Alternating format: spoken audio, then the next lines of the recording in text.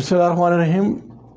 Dear students, जो process theory में अगली थ्योरी है, इसको हम वेक्टर एच वी रूम की एक्सपेक्टेंसी थ्योरी कहते हैं।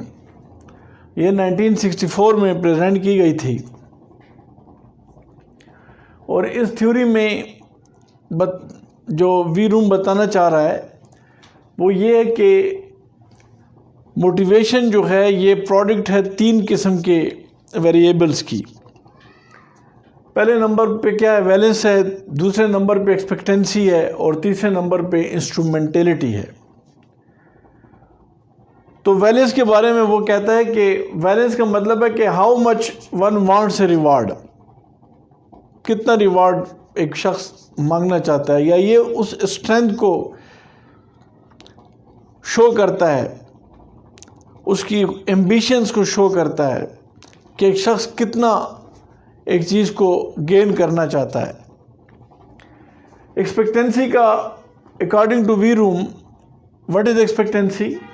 It is one's estimate of probability that effort will result in successful performance. ये एक एक्सपेक्टेंसी के बारे में जो वी रूम बता रहा है वो ये है कि इसमें ये बताया गया है एक्सपेक्टेंसी में कि एक शख्स मतलब है कितने एफर्ट्स उसे करने चाहिए ताकि उसकी परफॉर्मेंस जो है वो ज़्यादा बेहतर हो और वो उस रिवार्ड के लिए हकदार हो जाए। सिमिलरली इंस्ट्रूमेंटेलिटी का जो बताया वो ये है कि एक शख्स की जो one estimate that performance will result in receiving the reward। Instrumentality का मतलब है कि जो परफॉर्मेंस है, जो एफर्ट्स किए हैं, फिर उससे परफॉर्मेंस बढ़ी है और उस परफॉर्मेंस की वजह से रिजल्ट क्या आया है कि रिवार्ड गेन हुआ है। तो इस रिवार्ड के गेन करने को ड्यू टू गुड परफॉर्मेंस क्या कहते हैं? इंस्ट्रूमेंटेलिटी कहते हैं। बहरहाल इस थ्योरी में बताया क्या गया है, ये थ्योरी क्या कहना चाह रही है, या ये वी रूम इसमें क्या बताना चाह रहा है। अकॉर्डिंग टू वी रूम कि जब एक शख्स कोई एम्बिशंस रखता है तो डिपेंड करता है, एनवायरनमेंट पर भी डिपेंड करता है, सर्कमस्टांसेस पर भी डिपेंड करता है कि वो उसकी अचीवमेंट के लिए कितनी कोशिश करता है, कितने एफर्ट्स एग्जर्ट करता है ताकि वो उसके रिज़ल्ट या वो टारगेट या वो गोल वो अचीव कर सके। यानी एक एग्जांपल से मैं आपको शो कर सकता हूं कि अकॉर्डिंग टू दिस थ्योरी कुछ लोग जो हैं बहुत ज़्यादा एंथुसियास्टिक होते हैं और कुछ लोग जो हैं वो इतना ज़्यादा सीरियस नहीं होते। मिसाल के तौर पे इधर एक एग्जांपल मैं आपको देना चाहता हूँ। फ़र्ज़ करें एक ऑर्गेनाइजेशन के अंदर प्रमोशन के लिए एक एग्ज़ाम आ रहा है, उसके लिए कुछ कोर्स कराया जाता है। एक ऑर्गेनाइजेशन में प्रमोशन के लिए एक कोर्स कराया जाता है जो 1 महीने पे मुहित है।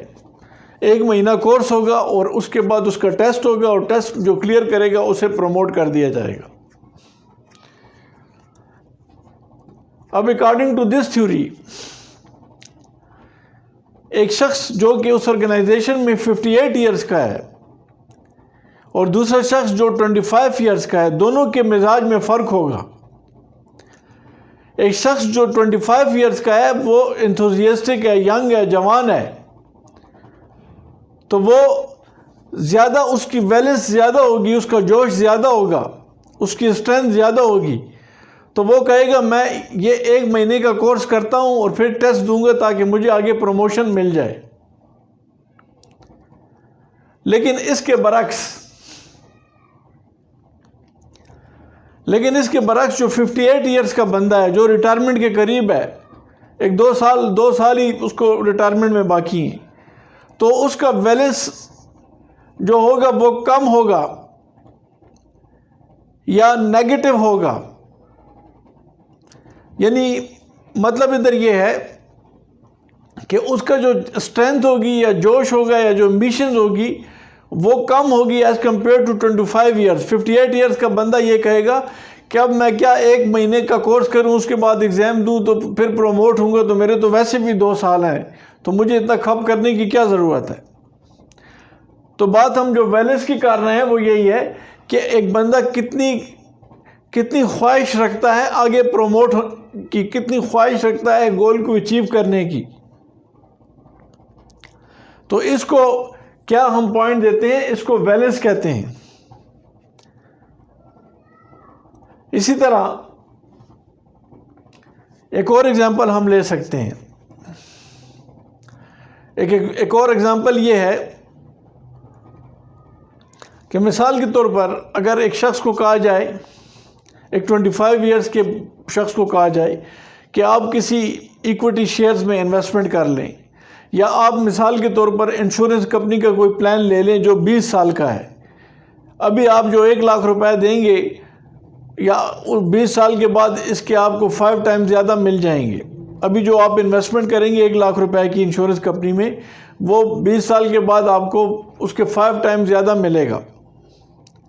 तो वो जो 25 साल का शख्स है उसके लिए उसकी अहमियत बहुत ज़्यादा होगी as compare to 58 years age person, जो कि कोई प्लान इंश्योरेंस कंपनी का लेता है और उसमें 58 ईयर्स की एज में इन्वेस्टमेंट करता है।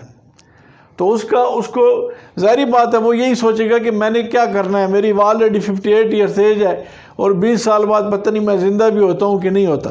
तो वो इस चीज़ को इतना ज़्यादा सीरियस नहीं लेगा। तो वैलेंस किसकी ज़्यादा हो गई, वो 25 ईयर्स एज के शख्स की हो गई।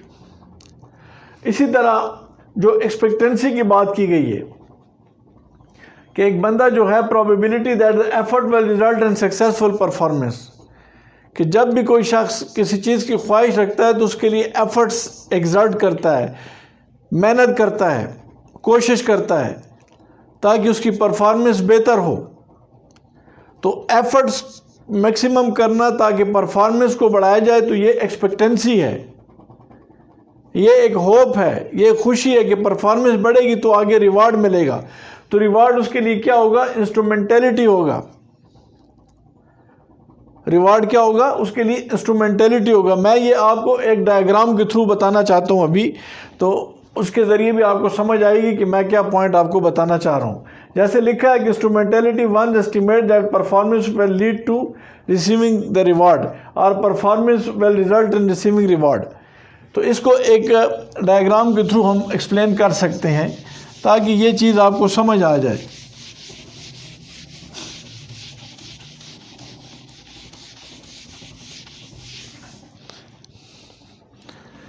यहाँ पर सबसे पहले जो पॉइंट है वो ये है कि इंडिविजुअल एफर्ट्स पे फोकस करेगा। इंडिविजुअल एफर्ट्स यानी वो मेहनत करेगा, फोकस करेगा कि वो कोशिश करेगा कि वो ज़्यादा अच्छा मेहनत करे, काम करे ताकि उससे उसकी परफॉर्मेंस जो है वो बेहतर हो।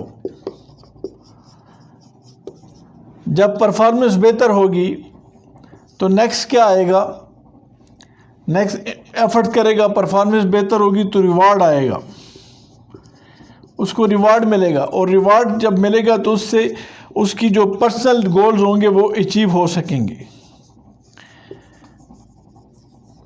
मिसाल के तौर पर एक एम्प्लॉय है ऑर्गेनाइजेशन में, वो उसको जॉब मिलती है तो एम्प्लॉयर उससे कहता है कि जब तुम ज़्यादा काम करोगे, ज़्यादा मेहनत करोगे, तुम्हारी परफॉर्मेंस में बढ़ोतरी आएगी, बेहतरी आएगी, तो तुम्हें आगे प्रमोट किया जाएगा। अब ज़रा इसी पॉइंट को ले लें, इसी एग्जांपल को ले लें कि एम्प्लॉयज़ को कहा गया है, एम्प्लॉयर ने, मालिक ने कहा है, ओनर ने कहा है कि तुम मेहनत करो, एफर्ट ज़्यादा एक्सर्ट करो, ज़्यादा मेहनत करो, तो उससे तुम्हारी जो परफॉर्मेंस बेहतर होगी तो उससे तुम्हें क्या मिलेगा, रिवार्ड मिलेगा। रिवार्ड क्या मिलेगा, मिसाल के तौर पर प्रमोशन हो सकती है, प्रमोशन हो जाएगी, सैलरी इंक्रीज होगी, इंसेंटिव्स बढ़ जाएंगे, जॉब रिलेटेड जितने फ्रिंज बेनिफिट्स हैं वो सारे बढ़ा दिए जाएंगे। और इसकी वजह से क्या होगा, रिवार्ड की वजह से जो पर्सनल गोल्स हैं एम्प्लॉय के, मिसाल के तौर पर घर बनाना चाहता है, गाड़ी लेना चाहता है, बच्चों की शादी करना चाहता है, या कहीं पे प्लाट लेना चाहता है, या कहीं पे और जगह पैसा लगाना चाहता है, तो वो उस प्रमोशन या सैलरी इंक्रीज की वजह से अपने पर्सनल गोल को भी अचीव कर सकता है। तो वी रूम के मुताबिक ये तमाम पॉसिबल है, तो वो ये कहता है कि ये जो दो हैं, ये एफर्ट्स और परफॉर्मेंस, ये एक्सपेक्टेंसी को शो करते हैं। एक्सपेक्टेंसी को, यानी एफर्ट ज़्यादा करेंगे, परफॉर्मेंस बेहतर होगी तो रिवार्ड ही मिलेगा। और ये जो है परफॉर्मेंस और रिवार्ड जो हैं, ये इंस्ट्रूमेंटेलिटी पे आते हैं। इंस्ट्रूमेंटेलिटी यानी this performance will be leading to gain the reward जो है प्रमोशन है, सैलरी इंक्रीज है, अदर इंसेंटिव्स हैं, फ्रिंज बेनिफिट्स हैं। और फिर लास्ट में क्या है, लास्ट नहीं कहते बल्कि इसको यूं कहें, लास्ट बट नॉट लीस्ट क्या है, वो है बैलेंस है। यानी परफॉर्मेंस की वजह से जो रिवार्ड मिलेगा, रिवार्ड की वजह से ये जो रिवार्ड मिलेगा, इससे पर्सनल गोल्स वगैरह अचीव होंगे, तो एक स्ट्रेंथ देगा। तो यहाँ पर एक उस एम्प्लॉय को स्ट्रेंथ देगा कि वो हार्ड वर्क करे। तो यहाँ पर ये बात ध्यान में रखें कि इंडिविजुअल एफर्ट जो होंगे, this will be leading towards the good performance. After having a good performance, employee will be entitled to get reward from the organization, and that reward will be satisfying the needs of the employee. So efforts and performance are directly correlated, are positively correlated, I would say positively correlated. If efforts are increasing, performance will be also increasing. If efforts are not good, performance will be deteriorating, performance ख़राब हो जाएगी। efforts अच्छे होंगे तो performance बढ़ेगी। तो ये expectancy को शो करेगा, एक्सपेक्टेड बिहेवियर को शो करेगा, और परफॉर्मेंस से रिवार्ड मिलेगा। ये इंस्ट्रूमेंटेलिटी को शो करेगा कि that will be leading towards getting the reward. और रिवार्ड जो है पर्सनल, यही रिवार्ड जो है दैट इज़ द बैलेंस, जो स्ट्रेंथ देगा, जो गेन आप करना चाहते हैं, जो पॉइंट, जो गोल या रिजल्ट आप अचीव करना चाहते हैं।